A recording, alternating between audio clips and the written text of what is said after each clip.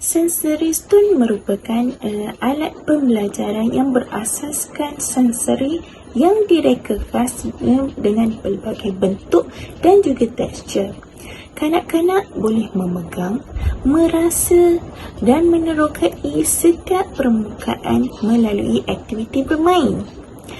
Pendekatan ini selaras dengan pembelajaran yang sesuai mengikut tahap perkembangan kanak-kanak, mengikut keperluan, perkembangan dan juga kebolehan masing-masing.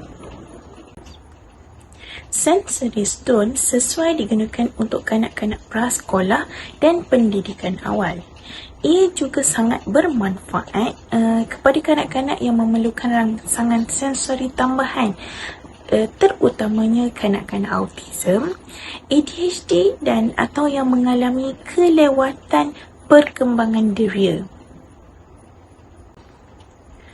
Antara kelebihan Sensory Stone ialah membantu merangsang deria sentuhan melalui pelbagai tekstur, meningkatkan kemahiran motor halus apabila kanak-kanak memegang dan juga menggenggam, menggalakkan penerokaan serta pembelajaran secara hands-on.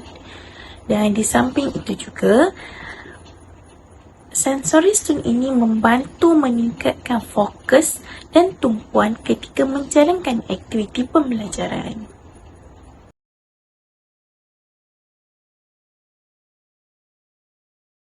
Cara penggunaannya sangatlah mudah.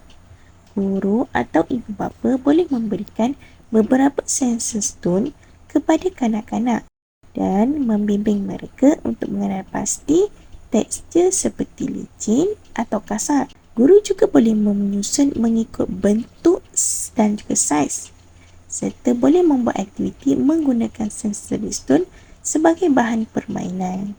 Aktiviti ini menjadikan proses pengajaran lebih aktif, menyeronokkan dan juga bermakna. Sensory Stone ini bukan sekadar alat permainan, malah dia merupakan alat atau bahan yang bantu mengajar untuk menyokong perkembangan sensori, motor halus dan kognitif kanak-kanak.